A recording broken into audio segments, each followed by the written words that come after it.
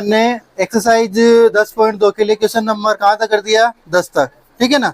आज अपन पढ़ेंगे question number 11, 10.2 के लिए क्वेश्चन नंबर 11। देखो क्या कह रहा है, सिद्ध कीजिए कि किसी वृत्त के परिगत समांतर चतुर्भुज समचतुर्भुज होता है। क्या कह रहा है कि कोई वृत्त है, वृत्त के परिगत क्या है, एक समांतर चतुर्भुज है, ठीक है ना।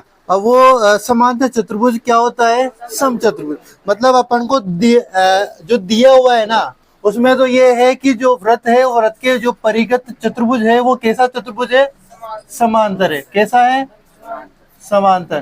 परंतु अपन को सिद्ध करना है कि वो कैसा है, समचतुर्भुज। तो जानते हो तो सम और समांतर क्या होता है, ये जानते हो तुम, कौन कौन से क्या अंतर होता है इनमें, समांतर और सम में।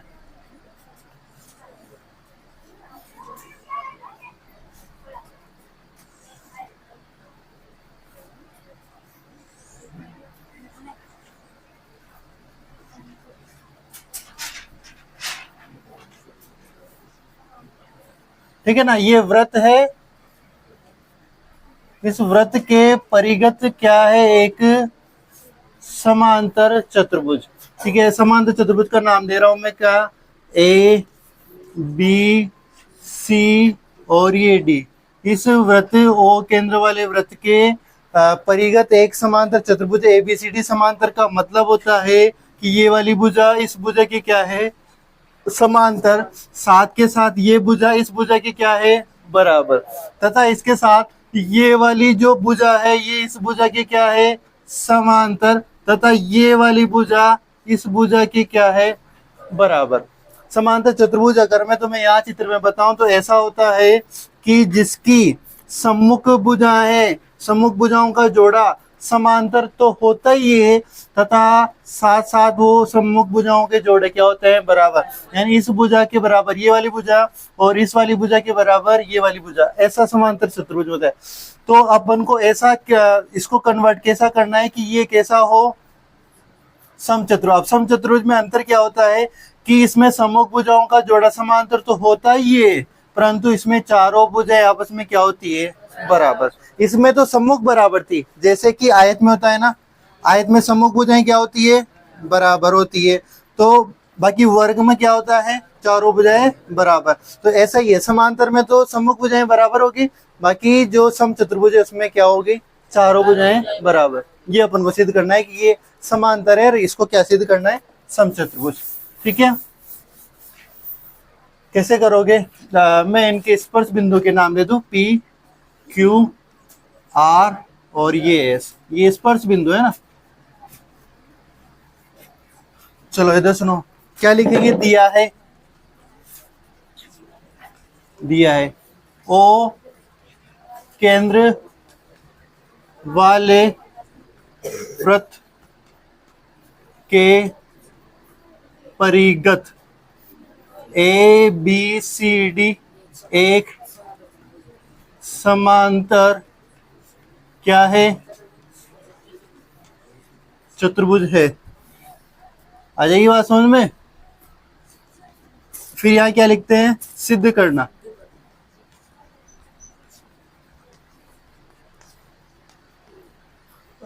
ए बी सी डी एक समचतुर्भुज है, क्या है,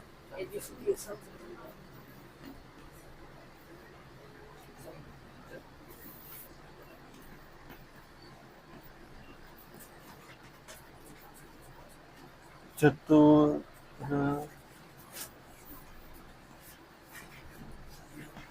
है। ठीक है, सिद्ध क्या करना है आपको कि एबीसीडी क्या है, समचतुर्भुज। अच्छा अच्छा, ठीक है, इधर सुनो। इसका मतलब देखो, यहां भी यूं लिख सकते हैं कि या मतलब अथवा। इसका मतलब क्या हुआ कि एबीसीडी एक समचतुर्भुज है, अथवा। अच्छा हाँ, ये गलती है, मैं कुछ भाई लग रहा है तो है कि, चलो इधर सुनो। इसका मतलब क्या हुआ कि ए बी बराबर बी सी बराबर सी डी बराबर ए डी। कुल मिला के समचतुर्भुज सिद्ध करने का मतलब है कि चारों भुजाएं आपस में क्या है, बराबर। ये आपको सिद्ध करना है। फिर क्या लिखते हैं, उपपत्ति। चलो इधर सुनो, चूंकि ए बी सी डी एक समांतर चतुर्भुज है, ठीक है ना, इसलिए ए बी के बराबर कौन सा होगा, सी डी बराबर होगी, तथा ए डी के बराबर कौन होगा, बी सी। ये चीजें तो होगी, अच्छा बी सी। अच्छा ये बात समझ में, अगर ये समांतर चतुर्भुज है तो ये चीजें तो होगी। अब ये बताओ आप, ये एक वृत्त है, इस वृत्त के बाहर जो बाह्य बिंदु है ए बी सी डी, इन बिंदुओं से क्या इस वृत्त पर स्पर्श रेखाएं खींची जा रही है क्या। देखो ए बाह्य बिंदु है, इससे ए पी एक स्पर्श रेखा और ए एस क्या हो जाएगी, एक स्पर्श रेखा। तो इधर सुनो, वृत्त पर बाह्य बिंदु ए कोमा बी कोमा सी व डी से स्पर्श रेखाएं खींची गई है, ठीक है ना।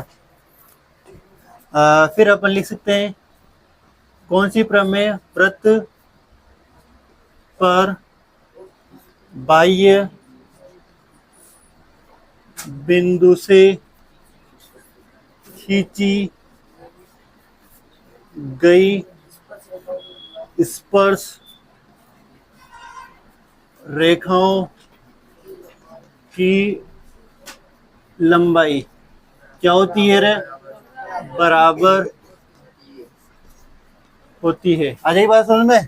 तो ये बताओ मेरे को, ये बाह्य बिंदु है, इनसे ये स्पर्श रेखाएं खींची गई है, तो कौन कौन सी भुजाएं बराबर होगी, मतलब कौन सी स्पर्श रेखाएं बराबर होगी।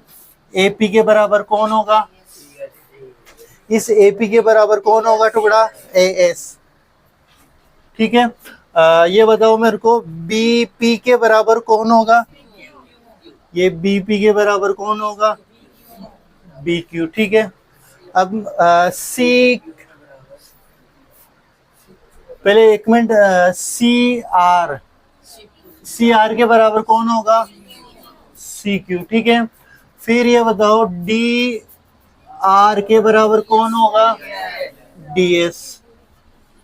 समीकरण नंबर 1, 2, समीकरण नंबर 3 और समीकरण नंबर 4। यहाँ तक बात समझ आ जाएगी, यहाँ तक किसी की दिक्कत नहीं। इधर सुनो, बाकी वाला इधर कर दूं मैं। समीकरण 1, 2, 3 व समीकरण 4 को जोड़ने पर, देखो अपन ने एक क्वेश्चन किया था जहां पर ये वाला टुकड़ा इसके बराबर, ये वाला टुकड़ा मतलब इन दो का योग इन दो के योग के बराबर किया था, ऐसा क्वेश्चन आया था। वहां पे भी ऐसी समीकरण बनी थी। वहां पे अपन ने किन्हीं दो भुजाओं का योग किया था और फिर बाकी उनका टुकड़ा को के बराबर किए थे। बाकी यहाँ पे भी वही भुजाएं बनी है, मतलब समीकरणें बनी, और इन समीकरणों को यहाँ पे क्या किया जा रहा है, जोड़ा जा रहा है। तो देखो जोड़ने में, देखो इधर वाले पार्ट ये सारे आपस में जुड़ेंगे और इधर वाले सारे आपस में जुड़ेंगे। तो इधर सुनो, मेरे को ये बताओ, ए पी के प्लस में क्या आएगा, बीपी, ठीक है, प्लस सी आर के प्लस में कौन आएगा, डी आर,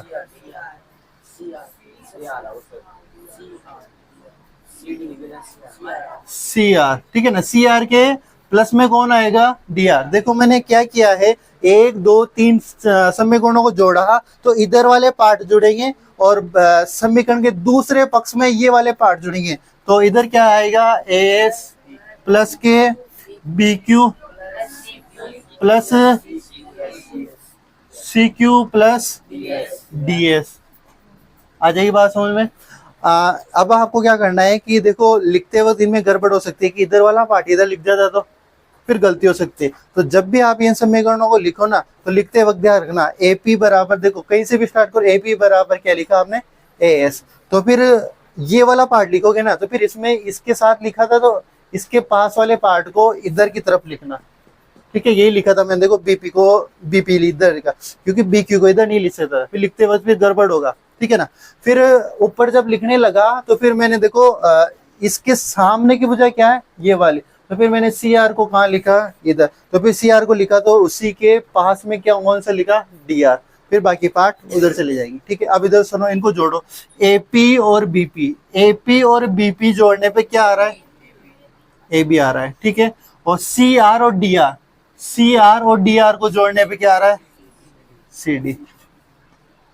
यहां तो कोई दिक्कत नहीं। अब देखो ए एस और बी क्यू, ए एस कहाँ ये रहा ए एस, और इसके बराबर क्या आ रहा है बी क्यू। इधर सुनो, बाकी ए एस के इधर कुछ आएगा डी एस आ रहा होगा, ए एस और डी एस ये दोनों आपस में जुड़ेंगे तो ए एस और डी एस, इनको पास में या ऐसे चल दूं, एक समीकरण में पास में लिखूं क्या या डायरेक्ट लिख दो ना, ए एस और ये वाला डी एस ये दोनों मिलके क्या हो जाएंगे ए डी। ठीक है, प्लस बी क्यू और सी क्यू, बी क्यू और सी क्यू क्या हो जाएगा बी सी। यहां तक बात समझ आ जाएगी। अब इधर सुनो, अपन लाना क्या चाह रहे हैं A B plus B C plus C D plus A D. ठीक है, इधर सुनो एक मिनट, यहाँ तक उतारो, फिर आगे एक ये चीज यहाँ लिखेंगे, ये वाली चीज वहां लिख के इनको बराबर करके करते हैं। एक मिनट यहाँ तक उतारो फिर आगे करते हैं। उतार लेगी यहाँ तक। अब इधर सुनो, तुम्हारे समझ में आ गया होगा क्या करना है इसके आगे अब, या नहीं आया अभी तक, नहीं आया अभी तक, क्या करेंगे इधर सुनो, अपन ने ये लिखा है फर्स्ट में, ये कहाँ काम आएगा यही तो आएगा। इधर सुनो, यहाँ अपन लिखेंगे, यहाँ लिख रहा हूं मैं, चूंकि ए बी बराबर किसके हैं सी डी के, और ए डी बराबर किसके हैं बी सी के, यही है ना। तो इधर सुनो, ये ए बी लिखा मैंने, इसे सी डी के बराबर कौन है, सी डी के बराबर कौन है ए बी, तो क्या इस सी डी के स्थान पे मैं ए बी लिख सकता हूँ क्या, अरे लिख सकता हूँ ना। यहाँ पे लिख दिया मैंने ए डी, क्या लिख दिया ए डी, जो भी पास आ गया वो लिख गया। अब ये बताओ मैं ए डी के बराबर कौन है बी सी, यानी इस बी सी के बराबर कौन है ए डी, तो इस बी सी के स्थान पे मैं क्या लिख सकता हूँ, लिख सकता हूँ ना, दोनों सेम। तो ये कितना हो गया 2 ए बी, इधर कितना हो गया 2 ए डी, 2 से 2 कैंसिल, तो आपके कौन बराबर आ गया ए बी के बराबर कौन आ गया ए डी, ए बी के बराबर कौन आ गया ए डी। अब यहाँ देखो ए बी के बराबर कौन आ गया ए डी, ए बी के बराबर कौन आ गया ए डी, इस ए बी के बराबर कौन आ गया ए डी। अगर ए डी बी सी के बराबर है तो फिर इसका मतलब ए बी बी सी के भी बराबर हो गया। ठीक है, और ए बी ए डी के बराबर है तो ये देखो ए बी सी डी के भी बराबर, कुल मिला के चारों भुजाएं आपस में क्या हो गई बराबर। आ जाएगी बात समझ में। तो अतः देखो ए बी किसके बराबर आ गया ए डी के, ठीक है, और ए डी किसके बराबर है बी सी के, ठीक है, और बी सी ए डी के बराबर है, और खुद ए बी ये वाला ए बी किसके बराबर है सी डी के। इसका मतलब चारों भुजाएं बराबर हो गई। ठीक है ना, ये एक सिद्ध करने मतलब ये वाला टुकड़ा इसके बराबर लाने या फिर इसके बराबर लाने पे फिर सारी भुजाएं आपस में क्या हो गई बराबर। तो फिर लिख सकते हैं यहाँ तो ये लिख के देंगे, अतः फिर यहाँ लिख देंगे अतः ए बी सी डी एक क्या है सम चतुर्भुज है। आ जाएगी बात समझ में। और यहाँ पे क्या लिख दोगे तुम इति सिद्धम। ठीक है, ये यहाँ से इतना को उतारो, मैं इधर का मिटा रहा हूं, तुम ये उतारो। इधर सुनो, अब अगला क्वेश्चन कौन सा, क्वेश्चन नंबर 12, इस अध्याय का second last question, question number 12। देखो क्या कह रहा है, 4 सेमी त्रिज्या वाले एक वृत्त के परिगत एक त्रिभुज एबीसी इस प्रकार खींचा गया है। देखो अब तक वृत्त के परिगत कौन था, चतुर्भुज था। अब इस वृत्त के परिगत कौन है, त्रिभुज। परिगत का मतलब है जो भी परिगत उसकी आकृति होगी, उसकी जो भी 3 भुजाएं हैं तो 3 और 4 भुजाएं हैं तो 4। अब यहाँ पे त्रिभुज है मतलब तीनों भुजाएं उसकी वृत्त की परिधि को टच करनी चाहिए, तब जाके वो परिगत है। तो एबीसी इस प्रकार खींचा गया है कि रेखाखंड बीडी, ठीक है ना।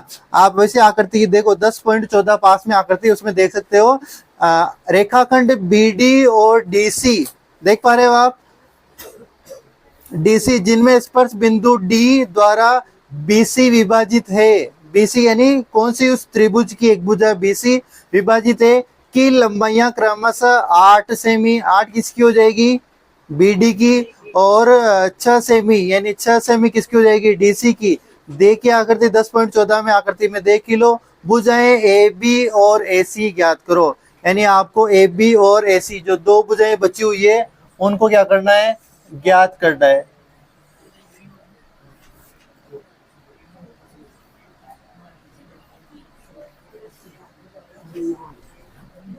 अरे आ गया समझ में क्या कह रहा है।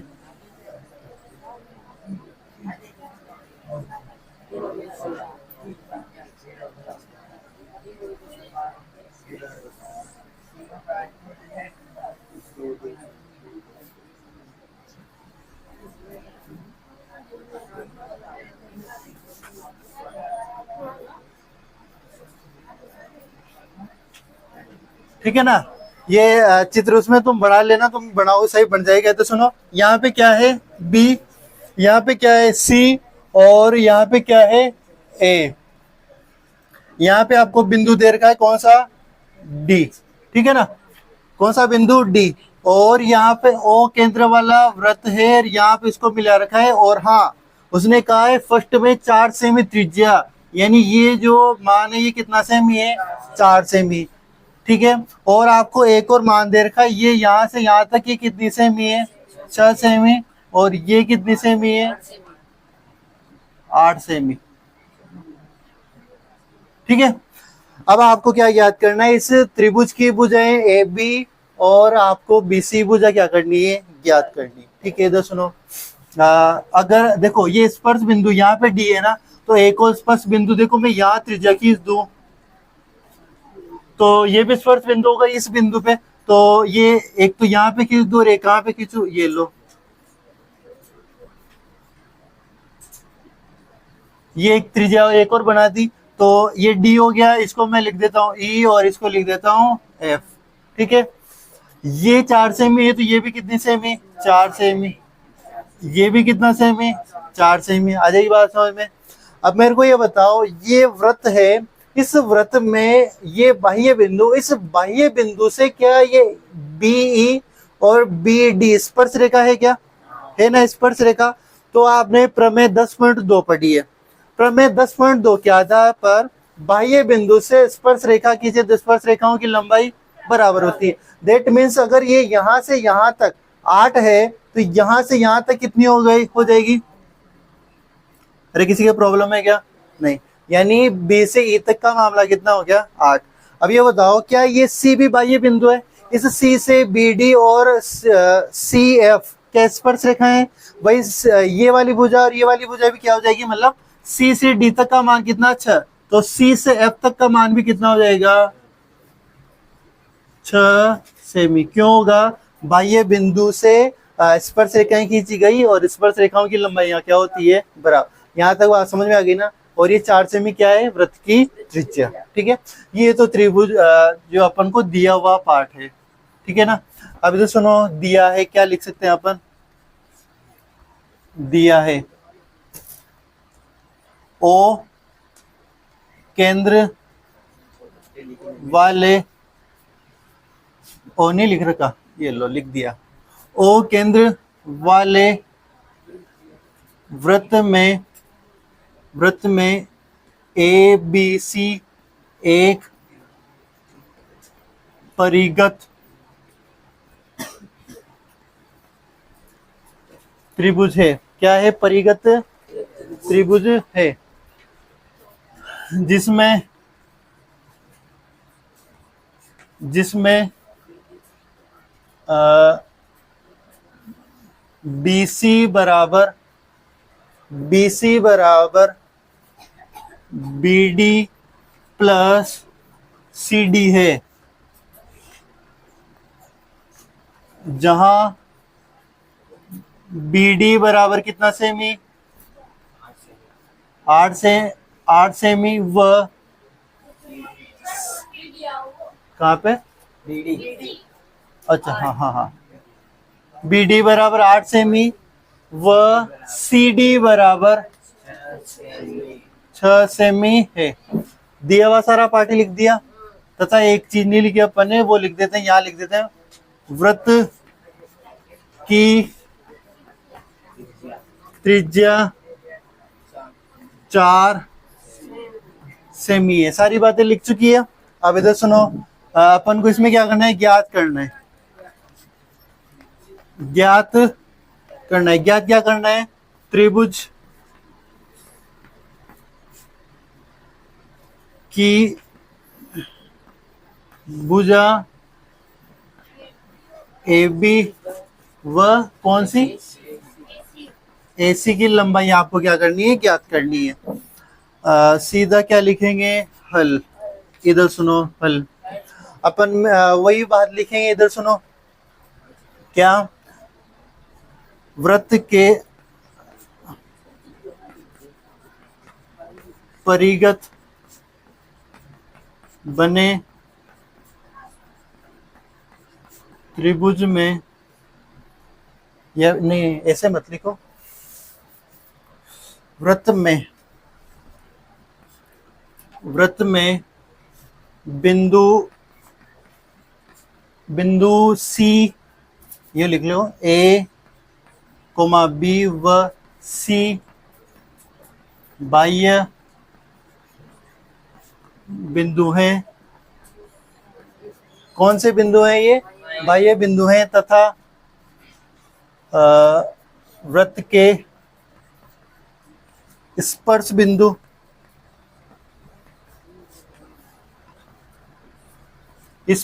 कौन कौन से हो गए?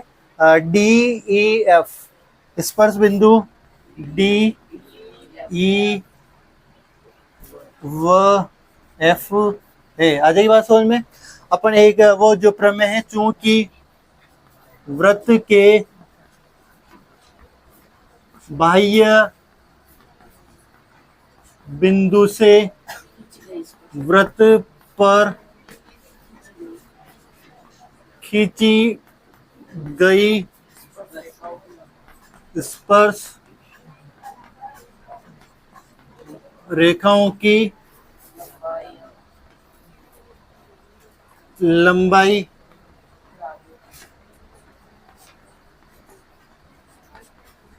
बराबर होती है। ठीक है, तो अगर ये बराबर होती है तो कौन कौन सी चीजें बराबर हो जाएगी? सी डी के बराबर कौन होगा?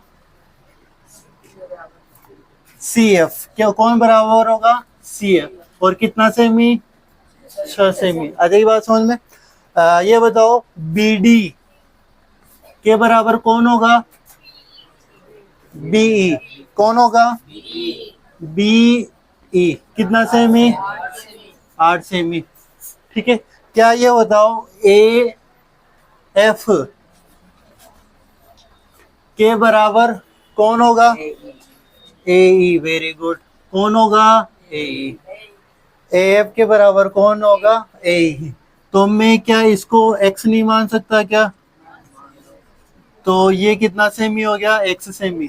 तो यहाँ से ये दूरी भी कितनी सेमी हो गई? X semi. तो ए एफ बराबर ए ई। ठीक है, और ये किसके बराबर है? X semi. यहाँ पे क्या लिखोगे? ये माना। आ जाइए बात समझ में? ये मान लिया आपने, और इसके आगे अब क्या करेंगे बोलो? अतः त्रिभुज ए बी सी में, त्रिभुज ए बी सी में, यह बताओ मेरे को जो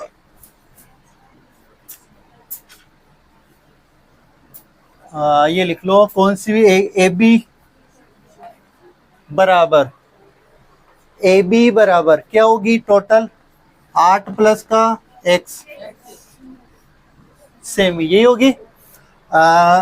बी सी बराबर कितनी हो जाएगी 8 प्लस का 6 बराबर कितना सेमी 14 सेमी, ठीक है। ए सी बराबर कितनी हो जाएगी 6 प्लस x सेमी, ठीक है। इधर सुनो,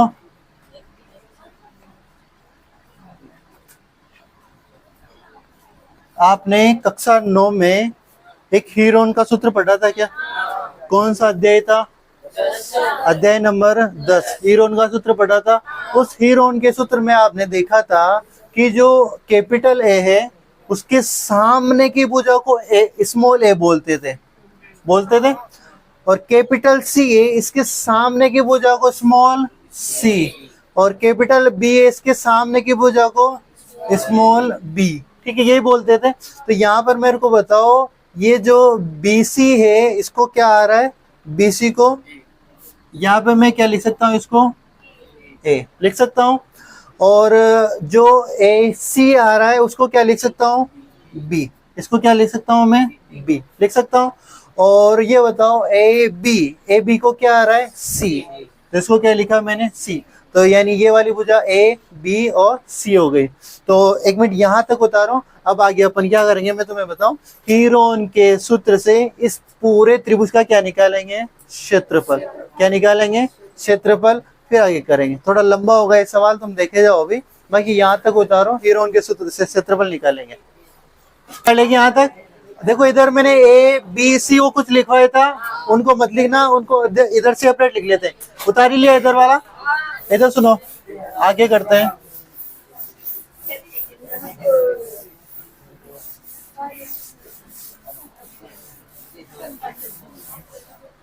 सुनो, इसी के जस्ट नीचे क्या लिखेंगे, अतः त्रिभुज ए बी सी में हीरोन के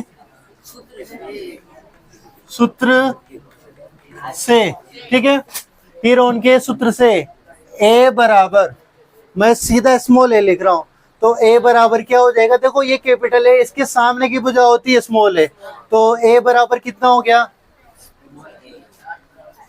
14 सेमी। चलो B बराबर, अब B ये है तो B देखो कैपिटल B, इसके सामने की भुजा होती है स्मॉल b, तो फिर हो जाएगा वो 6 प्लस x सेमी। फिर C बराबर क्या हो जाएगा 8 प्लस x सेमी, यही हो जाएगा। ये बताओ, हीरोन के सूत्र में एक ऐसा आता था, अर्ध परिमाप बोलते हैं उसको, क्या बोलते हैं, अर्ध परिमाप। तो अर्ध परिमाप ऐसे निकाल ले, क्या होता है, ये A plus B plus C बटे 2, तो A का मान कितना 14, B का मान 6 प्लस x, और C का मान 8 प्लस x बटे 2। ये कितना हुआ 20 और 28 प्लस का 2x बटे 2, ऊपर से कितना कॉमन 2, 14 प्लस का x बटे 2, 2 से 2 कैंसिल, s बराबर 14 प्लस का x, ये आ गया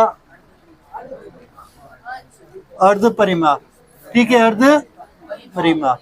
आ जाइए बात समझ में। अब अपन क्या करेंगे, इस त्रिभुज का अर्ध परिमाप आ गया, अब अपन क्या करेंगे, हीरोन के सूत्र से त्रिभुज ए बी सी का क्षेत्रफल, क्षेत्रफल होता है ए आर का मतलब एरिया, ठीक है ना, क्षेत्रफल ए आर ऑफ त्रिभुज कौन सा, ए बी सी। इसका मतलब क्या हुआ, ए आर ऑफ त्रिभुज ए बी सी, यानी क्षेत्रफल है त्रिभुज का। ये कैसे निकालेंगे? वही हीरोन के सूत्र से। पहले एस माइनस ए, ठीक है ना? यही गीत गा रहे हो जैसे तो लेडी से गाती है। एस का मान कितना आ रहा है? 14 प्लस का एक्स, फिर एस माइनस ए, तो 14 प्लस एक्स माइनस ए का मान कितना? फिर इधर सुनना, 14 plus x minus B, 6 plus x, बाकी वो कोष्टक में, ये माइनस इस प्लस को क्या कर देगा? माइनस, तो 6 माइनस एक्स ऐसा लिखना। फिर आगे फिर आ रहा है एस माइनस सी, तो 14 प्लस एक्स, इधर सुनो, माइनस कौन सा? 8 माइनस का एक्स। आ जाएगी बात समझ में? तो यहाँ कर रहा हूं मैं ना बाकी वाला पार्ट, ये वाला मिटा दो ना, ये उतार ही लिया था तुमने। चलो इधर सुनो, तो ए आर ओ त्रिभुज कौन सा? ए बी सी, ठीक है। अंडर रूट 14 प्लस एक्स कोष्टक में, यहां से देखो 14 प्लस के 14 माइनस के, ओनली क्या बचा? एक्स बच गया।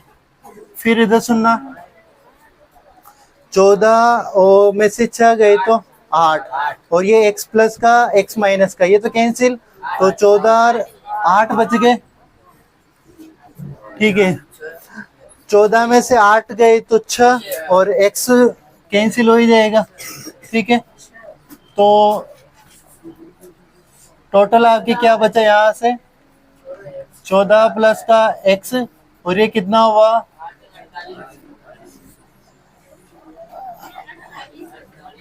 48 एक्स। ये क्या आया? ए आर ऑफ त्रिभुज ए बी सी, यही आया। इसको मैं समीकरण नंबर क्या दे रहा हूँ? ए। यहाँ ये वाली लाइन आगे करके इसे क्या कर देना? ए, समीकरण नंबर 1। अब आप समीकरण नंबर 1 से तो ये क्या आ गया अपने इस त्रिभुज का? क्या आ गया? क्षेत्रफल। आगे बात समझ में? अब ये बताओ मेरे को, ये जो त्रिज्या ये कहाँ काम आएगी? इधर सुनो, अपन को कुल मिला के इस x का मान ही तो निकालना है। अगर x का मान आ गया तो इस x के मान में देखो, ये वाली भुजा निकाल ली अपन को टोटल, ये वाली इधर वाली टोटल भुजा निकाली। अगर इस x का मान आ गया तो 8 में x का मान जुड़ते ही पूरी भुजा आ जाएगी। इधर से x का मान 6 में x का मान जुड़ते ही ये आ जाएगी। देखो यहाँ से अपन x का मान देखो निकाल सकते हैं। इधर भी अगर कुछ मान हो, यानी ये क्षेत्रफल का मान अपने पास हो, तो x का मान निकाल सकते हैं। तो एक तरीके से तो इस प्रकार क्षेत्रफल आ गया। क्या एक और तरीका है क्या इस त्रिभुज का क्षेत्रफल निकालने का? बोलो।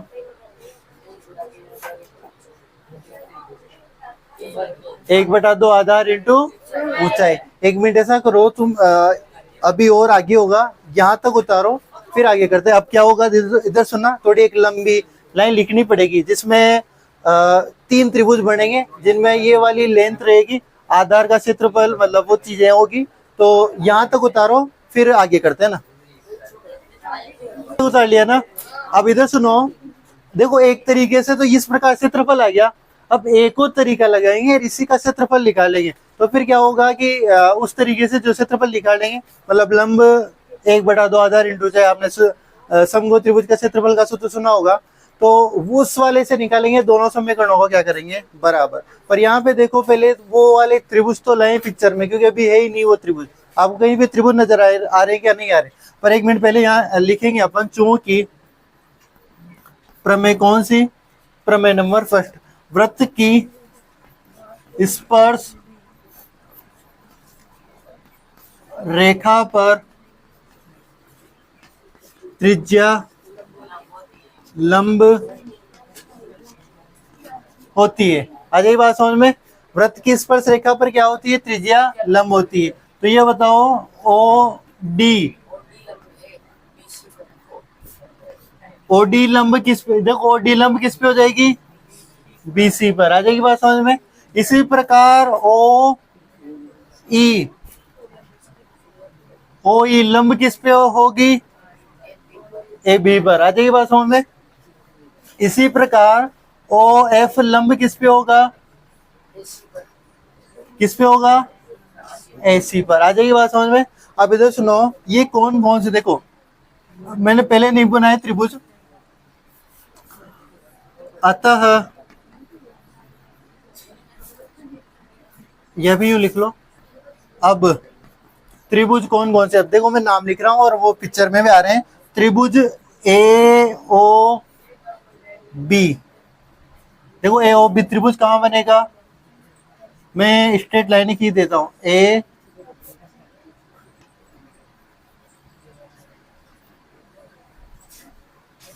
क्या एक त्रिभुज बना क्या? कौन सा? ए ओ बी, ठीक है।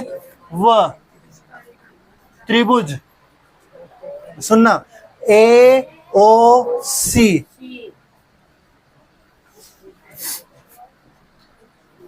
ए ओ सी, यहां तो कोमा लगा ना। वह त्रिभुज कौन सा? सी ओ बी, सी ओ बी में, अब त्रिभुज ए ओ बी, ए ओ सी व त्रिभुज सी ओ बी में, अब मत करना। अतः त्रिभुज इनमें में ऊंचाई 4 सेमी है। सीधा क्या लिख दिया मैंने कि इन त्रिभुजों में जो, आप देखो ये वाला त्रिभुज लो, इस त्रिभुज में ये हाइट कितनी है? 4 सेमी। ये नीचे वाला त्रिभुज लो, इसमें हाइट कितनी है? 4 सेमी। ये वाला त्रिभुज लो, इसमें हाइट कितनी है? 4 सेमी। तो ये देखो इन सारे त्रिभुजों में हाइट क्या है? सेम है। अगर मैं ये वाला त्रिभुज लेता हूँ तो ये हाइट है, बाकी आधार क्या है? ये वाला। ये नीचे वाला त्रिभुज लेता हूँ, इसमें हाइट ये है, बाकी आधार क्या है? ये वाला। तो अब अपन क्या करेंगे, इधर वाला तुमने उतार ही लिया,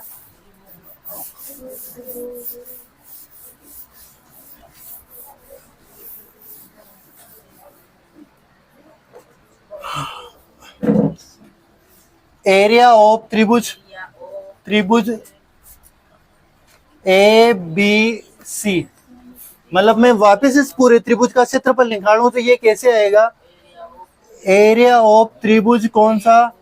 ए ओ बी, यानी ये वाला त्रिभुज, फिर इसमें क्या जोड़ दो? एरिया ऑफ त्रिभुज ए ओ सी प्लस एरिया ऑफ त्रिभुज कौन सा? सी ओ बी।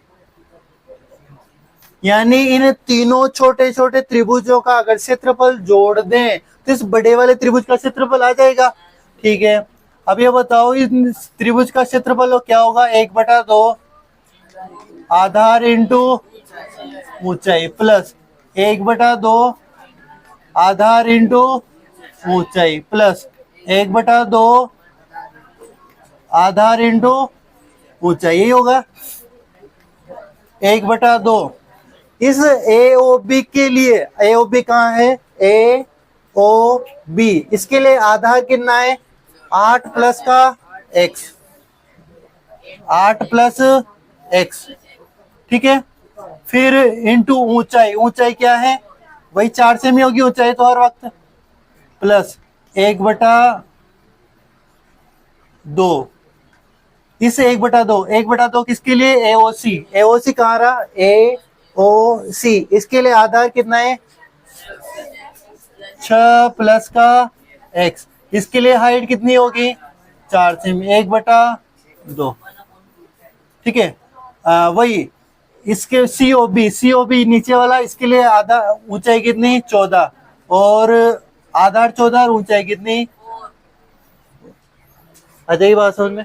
अब इधर सुनो, 2 से 4 कितनी बार कटे? 2 बार, तो 2 8 प्लस का x प्लस 2 से 4 कितनी बार कटे? तो 6 प्लस का x प्लस 2 से 14 कितनी बार? 2 से तुम तो 2 इसको काटो और ये 14। अच्छा ये बात समझ में। तो ये कितना हो गया? 16 प्लस का 2x, ये 12 प्लस का 2x, 14 दूना 28, ठीक है।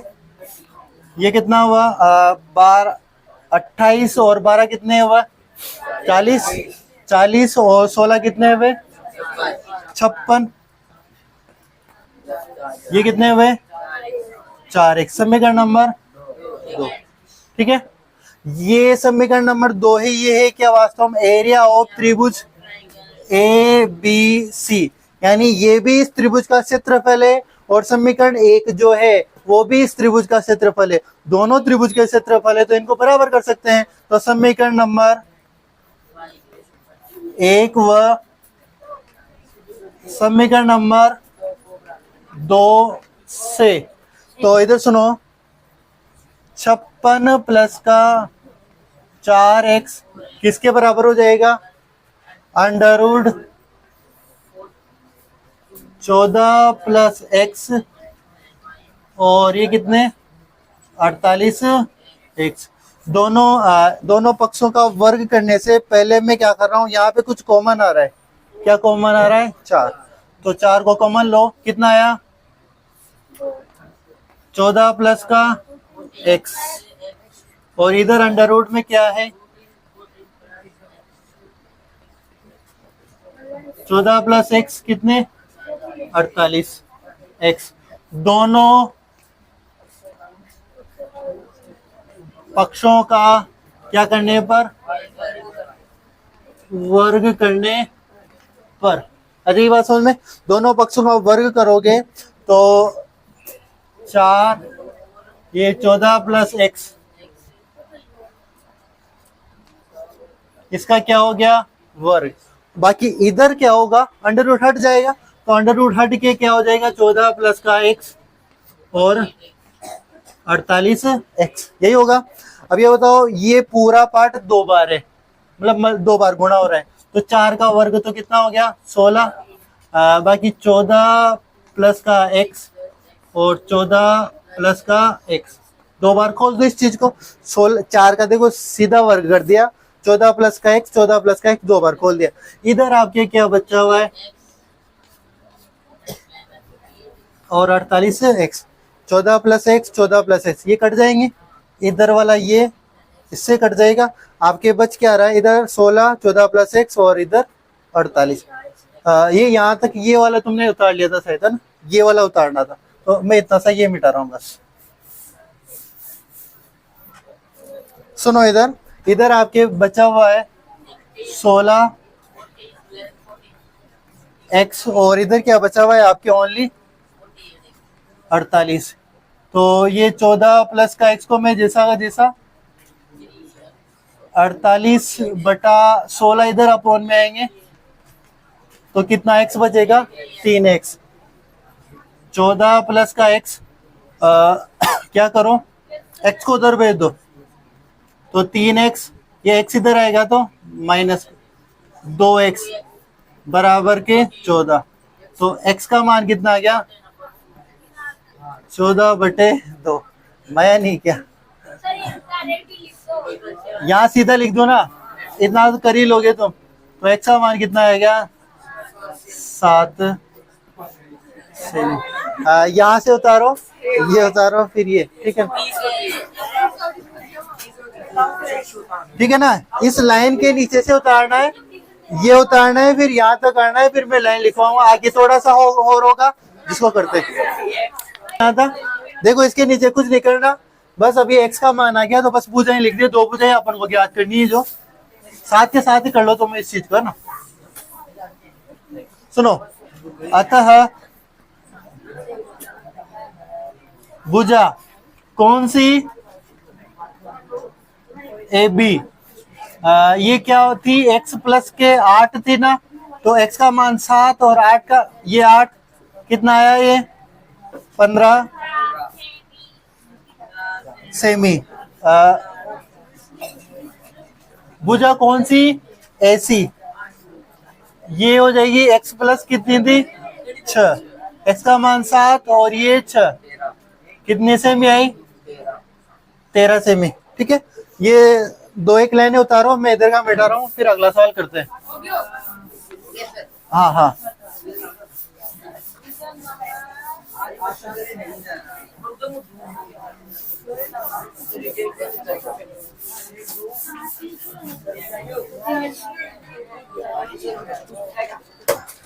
नंबर कौन सा?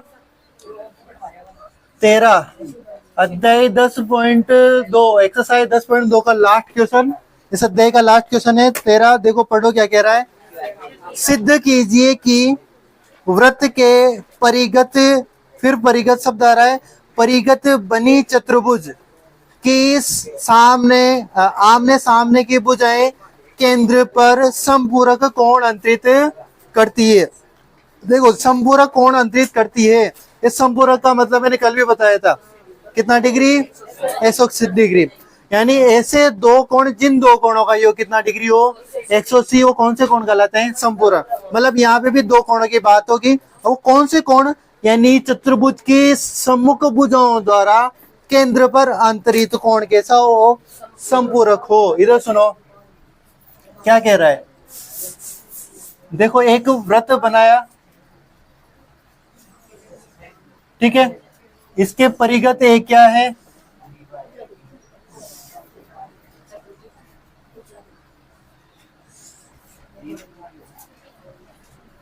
परिगत क्या है? एक चतुर्भुज है। इसका नाम दे दो ए बी सी और डी, ठीक है। इस वृत्त के परिगत, ओ केंद्र वाले वृत्त के परिगत क्या है? एक एबीसीडी चतुर्भुज।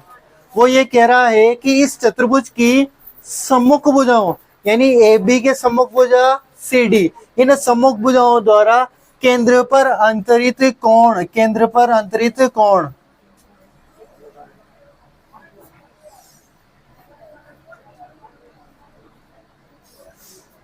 देखो ए बी भुजा द्वारा कौन सा कोण है? ए ओ बी, ठीक है। और इस वाली भुजा द्वारा सी ओ डी, यानी इन दो भुजाओं द्वारा ये, और इस वाली भुजा द्वारा ये वाला कोण, ठीक है। और अगर इस सम्मुख भुजा ये वाली ले ए डी, तो इस वाली भुजा द्वारा ए ओ डी ये वाला कोण, और इस वाली भुजा द्वारा ये वाला क्या? ये वाला कोण। यानी ये कोणों का मान कितना होना चाहिए? 180। यानी इसका और इसका मिला के कितना होना चाहिए? 180। या फिर यूं कह दो कि ये वाला और ये वाला मिला के कितना होना चाहिए? 180। ये अपन को क्या करना है? सिद्ध करना है।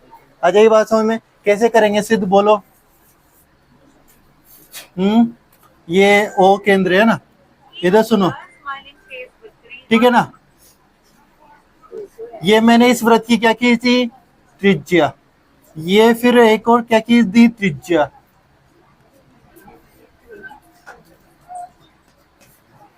आ जाइए बात समझ में, ये त्रिज्या है, और इस वृत्त के स्पर्श बिंदु लिख दो मैं पी क्यू आर और एस, ठीक है। इसमें सिद्ध क्या करना है? आई गया हुआ तुम्हें समझ में? चलो क्वेश्चन नंबर 13 दिया है, क्या दिया है? ओ केंद्र वाले वृत्त में ए बी सी डी एक परिगत क्या है? चतुर्भुज है। एबीसीडी ए क्या है? परिगत चतुर्भुज, ठीक है। ये तो दिया है, सिद्ध करना है, ज्ञात करना है। शब्द क्या है? सिद्ध।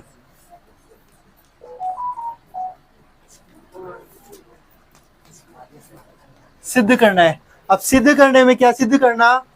चतुर्भुज, दोनों बात लिखेंगे, कोण वाली भी लिखेंगे। चतुर्भुज की सम्मुख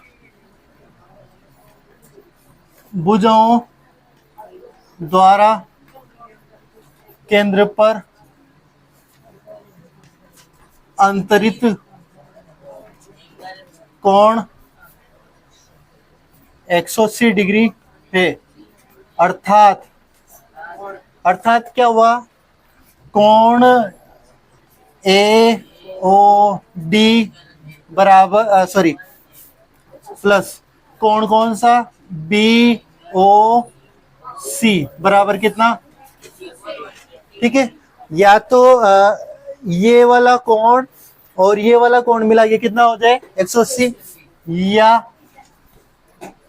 या कौन सा कोण ए ओ बी प्लस कोण कौन सा सी ओ डी बराबर कितना 180।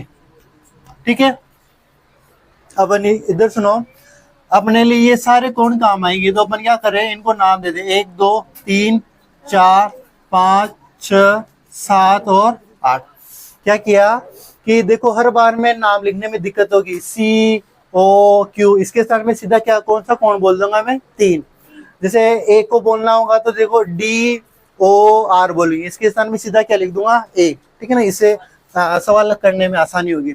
सिद्ध करना लिखी गया, फिर क्या लिखेंगे उपपत्ति। क्योंकि उपपत्ति में क्या लिखोगे सीधा वृत्त के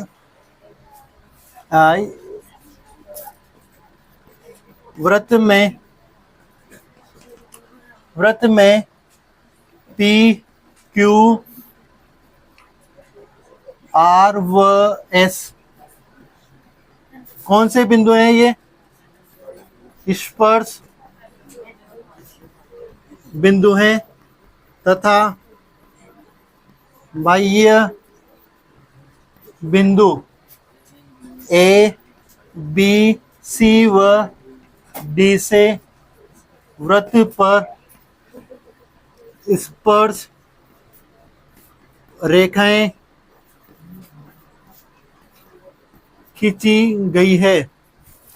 चूंकि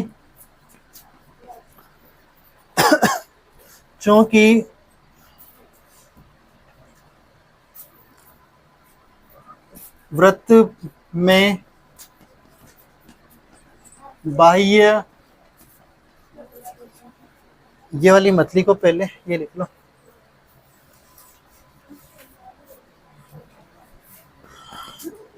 वृत्त में स्पर्श रेखा त्रिज्या पर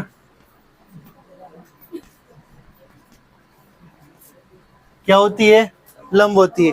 स्पर्श रेखा त्रिज्या पर क्या होती है, लंब। अतः देखो कौन कौन सी चीजें लंब हो जाएगी, ओपी लंब किस पे, ए बी पर। ओपी लंब किस पे हो जाएगी, ए बी पर। ओक्यू लंब किस पे हो जाएगी, बीसी पर। इसी के साथ साथ ओ आर लंब किस पे हो जाएगी, सी डी पर। और ओ एस लंब किस पे हो जाएगी,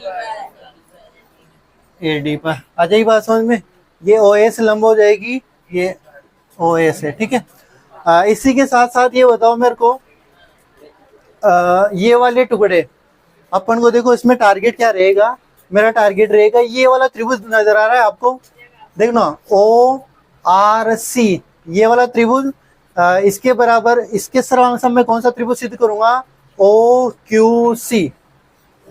आ जाएगी बात समझ में। तो ये चीज देखो, मैं वो वाली प्रमेय लिखूंगा सीधा। अब समकोण त्रिभुज कौन सा, नाम बोलना, आर ओ सी व त्रिभुज कौन सा, सी ओ क्यू में। ठीक है, इसमें देखोगे ओसी बराबर ओसी क्या हो जाएगा, ये कर्ण। क्यों बराबर है, उभयनिष्ठ है। ठीक है, ओ आर बराबर क्या, ओ क्यू, क्या ये त्रिज्या बराबर है। ठीक है, और आपके कौन से कोण बराबर हो जाएंगे इसमें, कोण सी आर और कौन सा कोण सी क्यू ओ बराबर कितना डिग्री, 90 डिग्री। बाकी का इधर कर दूं। अतः आर एच एस नियम से त्रिभुज कौन सा, R O C R O सी लिखा ना तो क्यू ओ सी, ठीक है, नाम से लिखना क्यू ओ सी, सर्वांग सम होंगे। फिर लिखेंगे सर्वांग सम त्रिभुजों के संगत अवयव बराबर होते हैं। सभी अवयव बराबर होते हैं, इसका मतलब कौन से कोण बराबर होंगे? कोण नंबर 1 और कोण नंबर 2। परंतु मैं पहले इनका नाम लिख रहा हूं पूरा पूरा। कोण आर ओ सी बराबर कौन सा हो जाएगा? सी ओ क्यू, ठीक है।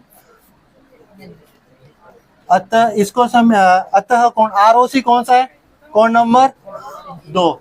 और सी ओ क्यू कौन सा है? कोण नंबर 3। समीकरण नंबर 3। आ जाएगी बात समझ में? तो फिर मैं लिख दूंगा इसी प्रकार देखना, ये दोनों कोण बराबर हुए। इसी प्रकार कौन से कोण 4 और 5 भी बराबर होंगे? कोण नंबर 4 के बराबर कौन सा होगा? कोण नंबर 5। समीकरण नंबर 2। कोण नंबर 4 के बराबर 5 होगा, तो ये बताओ ये दोनों त्रिभुज सर्वांग होंगे, तो कोण नंबर 6 के बराबर कौन सा हो जाएगा? कोण नंबर 6 के बराबर कौन सा हो जाएगा? कोण नंबर 7। समीकरण नंबर 3। 6 के बराबर कौन सा हो जाएगा? 7। अब कोण नंबर 1 के बराबर कौन सा होगा? कोण नंबर 8। कोण नंबर 1 के बराबर कौन सा होगा? कोण नंबर 8। समीकरण नंबर 4। एक मिनट यहाँ तक उतारो, फिर बाकी करते हैं। थोड़ा सा रह गया आपका, यहाँ तक उतार लिया ना? एक मिनट थोड़ा सा रह रहा है, इसको कर लो थोड़ा।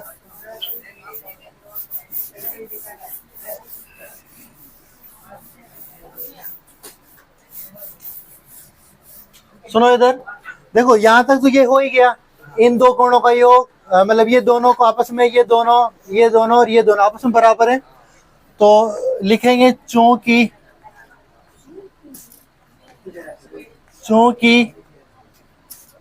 किसी बिंदु के चारों ओर बने कोणों का योग 360 डिग्री होता है। यानी कोई बिंदु होता है, उसके अगर चारों ओर कोण बन रहे हैं, ये बिंदु है, इसके चारों ओर कोण कितने भी बन रहे हो, उन सभी कोणों का योग कितना होता है? 360, ठीक है। तो इस प्रकार ये एक केंद्र बिंदु, इसके चारों ओर सभी कोणों का योग कितना होगा? 360। तो मैं ऐसा लिख सकता हूँ कि कोण नंबर 1, कोण नंबर 2 प्लस कोण नंबर 3 प्लस कोण नंबर 4 प्लस कोण नंबर 5 प्लस कोण नंबर 6 7 कोण नंबर 8 बराबर कितना होगा? 360, ठीक है। अब यहाँ आपको कौन से कोण रखने हैं, कौन से रिप्लेस करने हैं, वो आपको देखो सिद्ध क्या करोगे आप।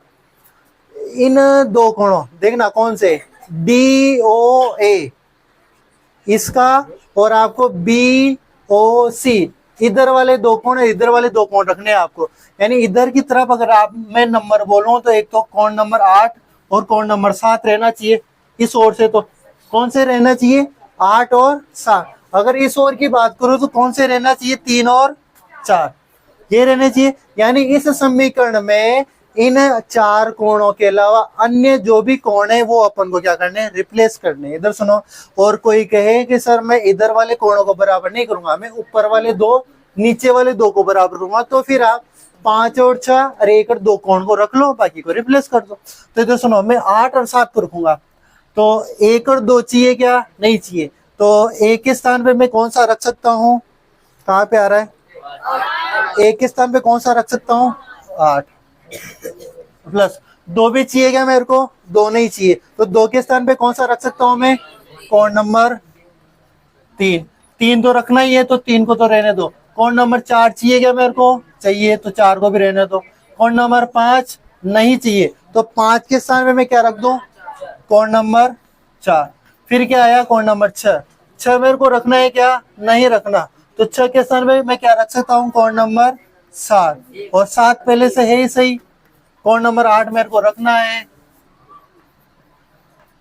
360। आप देखोगे हर कोण 2 बार आ गया, 2 कोण 8, 8 यहाँ भी है और 8 यहाँ पे भी है, ठीक है ना। कोण 2 3 भी कितनी बार आ गया, 2 बार। कोण 4 भी कितनी बार आ गया, 2 बार। कोण 7 भी कितनी बार आ गया, 2 बार। सभी आ गए ना, 4 कोण आ गए होंगे, 1 2 3 4 आ गए, 360 डिग्री। सभी जगह से कॉमन क्या ले लो, 2। कोण नंबर 8, कोण नंबर 3, कोण नंबर 4, कोण नंबर 7 बराबर 360 डिग्री। ये 2 का डिवाइड इधर होगा तो कितना हो जाएगा, तो कोण नंबर 8, कोण नंबर 3, कोण नंबर 4 और कोण नंबर 7 बराबर 360 बटे 2। कितना आया ये 180। जो ला रहे थे वो तो मिल गया उधर। तो अब मेरे को ये बताओ, इधर भी 7 के साथ लिख दूं क्या। कोण नंबर 8 के पास में कौन होना चाहिए, 7। तो मैं कोण नंबर 8 के पास में रख रहा हूँ कोण नंबर 7 को, और कोण नंबर 3 के पास में कौन होना चाहिए, कोण नंबर 4। आ जाएगी बात समझ में। कोण नंबर 8 और कोण नंबर 7 को देखो, 8 और 7 ये रहा, तो इसके स्थान में मैं क्या लिख सकता हूँ, कोण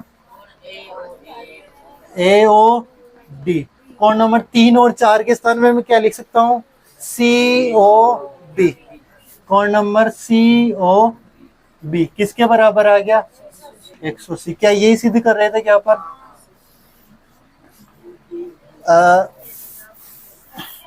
ठीक है ना। इसी प्रकार